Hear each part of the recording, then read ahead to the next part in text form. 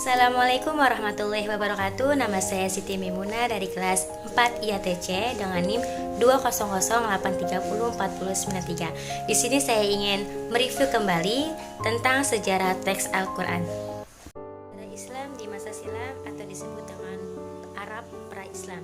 Pada kisah zaman Nabi Ibrahim dan kota Mekah, dalam waktu yang ditetapkan dalam sejarah, Allah memberi karunia kepada Nabi Ibrahim seorang putra, Ismail. Pada usia lanjut, ibunya Siti Hajar, seorang hamba yang dihadiahkan Paros kepada Sarah. Kelahiran Ismail membuat Sarah cemburu luar biasa, di mana ia meminta agar Nabi Ibrahim memutus hubungan persaudaraan kepada wanita tersebut dengan putranya. Melihat adanya perselisihan dan dalam keluarganya, ia membawa Siti Hajar dan Ismail ke tanah Mekah yang tandus, lembah yang amat panas dan tak berpenduduk, serta kekurangan makanan dan minuman. Saat mulai ditinggal, Siti Hajar melempar pandangan pada tanah yang kosong tersebut yang ada di sekelilingnya dengan perasaan yang tak menentu, disertai pertanyaan kepada Nabi Ibrahim. Dengan pertanyaan apakah ia telah meninggalkan mereka, ia tak menjawab. Nabi Ibrahim tidak menjawab. Lalu ia bertanya lagi kepada Nabi Ibrahim, apakah ini perintah Allah? Lalu Ibrahim mengiyakan. Dan mendengar jawaban itu, Siti Hajar berkata, jika demikian halnya, Tuhan tak akan membuat kita sia-sia. Pada akhirnya singkat cerita, air zam-zam tersebut menyembur dari dalam tanah yang gersang, membasahi kaki si kecil yang bernama Ismail. Mata air itulah yang membuat tempat itu sebagai permukiman yang dihuni pertama kali oleh kabilah Jurhum. Beberapa tahun kemudian, Nabi Ibrahim saat mengunjungi putranya dan Siti Hajar memberitahu tentang sebuah mimpinya dari Allah bahwa Nabi Ibrahim akan menyembelih anaknya yang bernama Ismail. Lalu Ismail bertanya kepada Nabi Ibrahim, apakah ini perintah Allah? Maka Nabi Ibrahim menjawab, ya. Lalu Ismail dengan pasrah, tawakal dan sabarnya mengiyakan apa yang telah diperintahkan oleh Allah. Lalu Nabi Ibrahim dan Ismail itu menerima perintah ketuhanan guna membangun tempat suci pertama di muka bumi sebagai tempat menyembah Allah. Bakah atau disebut dengan ungkapan lain dari kota Mekah. Dari atas batu itulah ayah dan putranya memusatkan perhatian pada pembangunan Ka'bah yang suci dengan sikap ketakwaan seseorang yang telah menghadapi cobaan yang sangat berat dan mampu menghadapinya karena inayah Allah. Setelah menyelesaikan pembangunan itu, Nabi Ibrahim lalu berdoa, ya Tuhan kami, sesungguhnya aku telah menempatkan sebagian keturunanku di lembah tidak mempunyai tanaman-tanaman di dekat rumah Engkau, Baitullah yang dihormati. Ya Tuhan kami, yang demikian itu agar mereka mendirikan sholat, maka jadikanlah hati sebagai manusia cenderung kepada mereka dan memberi rezekilah mereka dari buah-buahan. Mudah-mudahan mereka bersyukur. Tidak lama kemudian doa Nabi Ibrahim itu terkabul, yang disebutkan mulai membuahkan hasil dan Mekah tidak lagi terpencil. Kehidupan semakin berkembang dengan adanya tempat suci Allah, air zam-zam dan penduduknya mulai menuai kesuburan.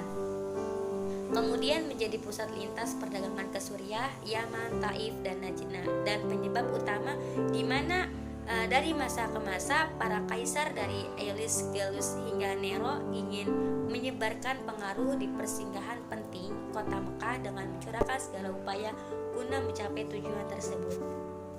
Qusay sebagai penguasa kota Mekah. Ratusan tahun sebelum kelahiran Nabi Muhammad SAW, Qusay dikenal sebagai orang yang amat cerdas, perkasa, serta memiliki kemampuan administrasi yang tinggi dan mencuat dalam ajaran pentas politik kota Mekah. Mengambil faedah dari kepentingan Bizanti di Mekah waktu itu, ia meminta pertolongan mereka dalam menguasai kota Mekah dengan mengesampingkan pengaruh Bizanti dengan tidak menghiraukan kepentingan wilayah mereka. Qusay menikahi Hubah bin Hulailah, putri kepala suku Khuzai di Mekah. Kematiannya memberi peluang menaiki tahta kekuasaan dan menyerahkan pemeliharaan kota Mekah pada anak cucu keturunannya. Kabilah Quraisy terpencar ke seluruh wilayah yang pada akhirnya semua memasuki kota Mekah dan menyatu di bawah komando kepemimpinannya, yaitu Qusay. Mekah adalah sebuah masyarakat kabilah. Seorang Arab tidak dapat memahami pemikiran negara kebangsaan melainkan dalam konteks sistem kesukuan atau kabilah. Kabilah tersebut itu artinya hubungan negara kebangsaan yang mengikuti keluarga ke dalam kesukuan, sebuah negara yang didasarkan pada hubungan darah daging seperti halnya negara kebangsaan yang dibangun di atas garis keturunan. Tugas pemerintahan dalam kota Makkah itu sangat berat. Ini menjadi tanggung jawab anak cucunya keturunan Qusay. Jadi lihat dari sini ada silsilah Qusay, yaitu Qusay mempunyai 4 anak, yaitu ada Abdul Dar, Abdul Manaf, Abdul Uzza. Nah, untuk keturunan Abdul Dar mengambil alih tugas pemeliharaan Ka'bah, balai kelembagaan, dan hak-hak mengangkat panji pada semua staf pada saat peperangan. Pada keturunan Abdul Manaf mengatur hubungan luar negeri dengan penguasa Romawi dan Pangeran Ghassan. Lalu Abdul Manaf ini mempunyai 4 anak yang bernama Naufal, Muthalib, Hasim, dan Abdul Sam. Hasim, putra lelaki Abdul Manaf yang ketiga, tugasnya yaitu mengadakan perjanjian dan dikatakan telah menerima perintah dari Kaisar memberi kekuasaan pada orang Quraisy untuk melakukan perjalanan melalui Suriah dalam keadaan aman. Hashim dan kelompoknya tetap mempertahankan tugasnya sebagai kepala pengaturan makanan dan minuman untuk para jamaah haji. Kekayaannya telah memberi peluang melayani para jamaah haji dengan kebesaran seorang pangeran. Sewaktu melakukan misi perdagangan di kota Madinah, Hashim terpikat oleh seorang perempuan, seorang wanita bangsawan suku Khazarita, yaitu Salma binti Amr. Ia menikah dan kembali bersamanya ke kota Mekah. Namun saat dalam keadaan hamil, ia memilih kembali ke Madinah dan melahirkan seorang putra bernama Saibah di sana. Hasim meninggal di kota Gaza pada saat melakukan misi perdagangan dan memberi kepercayaannya pada saudaranya yang kedua yaitu Muthalib, guna untuk memelihara putranya yang saat itu masih bersama sang ibu. Nah, saat melakukan perjalanan ke Madinah, Muthalib berselisih paham dengan istrinya Hasim tentang penjagaan pemuda yang bernama Saibah itu, yang pada akhirnya Muthalib itu berada pada pihak yang menang dengan kembali bersama paman dan keponakannya ke Mekah. Orang-orang Mekah tuh salah paham pengertian dan mengira anak laki-laki itu yang bernama Saibah itu adalah anaknya Muthalib. Tetapi kan bukan. Lalu Saibah ini dijulukinya yaitu Abdul Muthalib. Abdul Muthalib mewarisi tugas sikoyah, yaitu pengadaan air minum buat para jamaah haji, dan Rafado itu pengumpulan bantuan keuangan untuk para jamaah haji miskin. Setelah menemukan kembali sumber Zam-Zam yang mata airnya terbenam dan sudah terlupakan di bawah himpunan pasir beberapa tahun lamanya, ia memperoleh kehormatan dan ketinggian menjadi gubernur kota Mekah. Jadi Saibah itu anaknya Hasim, adiknya Muthalib.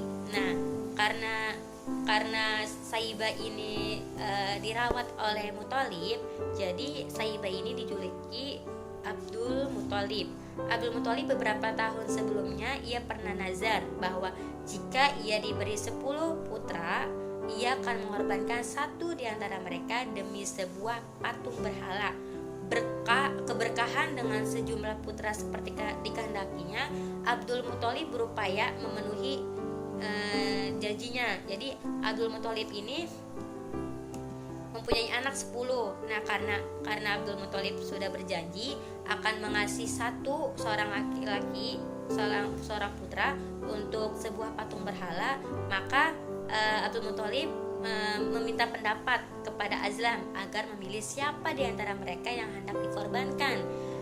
Lalu nama anak termuda itu yaitu Abdullah, ternyata itu yang muncul. Pengorbanan kemanusiaan dianggap sesuatu yang tidak disenangi di kalangan orang Quraisy, maka ia mengontak juru sihir yang menurut ramalan Abdullah akan ditukar dengan seekor unta. Azlam kembali dihubungi dan nilai nyawa anak muda itu ditaksir dengan harga 100 unta.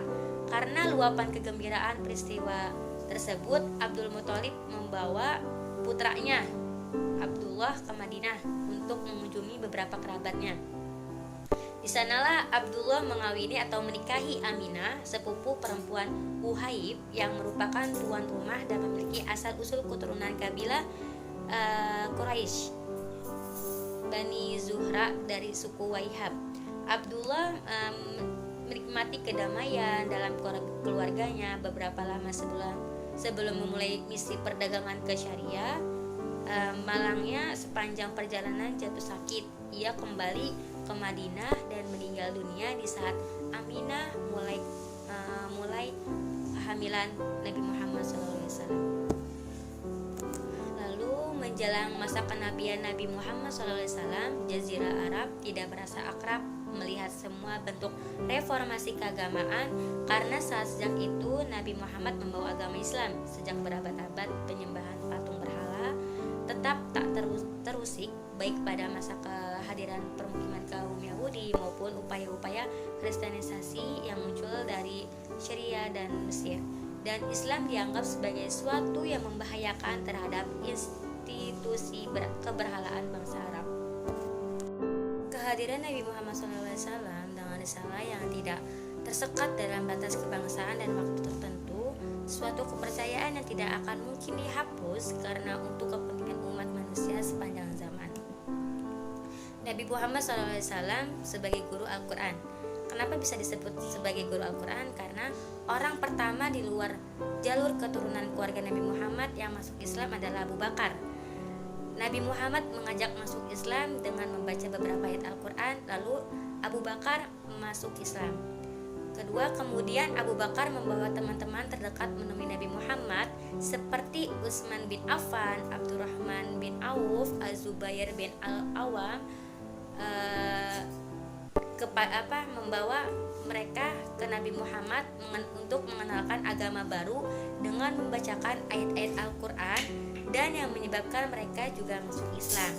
Lalu Abu Ubaidah, Abu Salamah, Abdullah bin Al-Arqam, dan Utsman bin Maz'un menemui Nabi Muhammad untuk bertanya tentang hal ihwal Islam. Nabi Muhammad menjelaskan dengan membaca Al-Quran, kemudian mereka masuk Islam dan menerima Islam. Dan ketika Utbah bin Rabi'ah pergi menemui Nabi Muhammad SAW membawa usulan atas nama orang Quraisy, menawarkan rayuan dengan harapan ia dapat meninggalkan istrinya, Nabi Muhammad dengan sabar menunggu sebelum ia menjawab, dan kemudian berkata, "Sekarang dengarkan ucapan saya." Dan kemudian Nabi Muhammad membaca beberapa ayat sebagai respon terhadap tawaran mereka, dan akhirnya Utbah bin Rabi'ah itu masuk Islam dan menerima Islam. Lalu beberapa orang Kristen dari Ethiopia mengunjungi Nabi Muhammad SAW ke Mekah menanyakan tentang Islam. Nabi Muhammad menjelaskan kepada mereka dengan membaca Al-Quran, dan mereka pun masuk Islam. Sekian dari saya, review sejarah teks Al-Quran. Kurang lebihnya mohon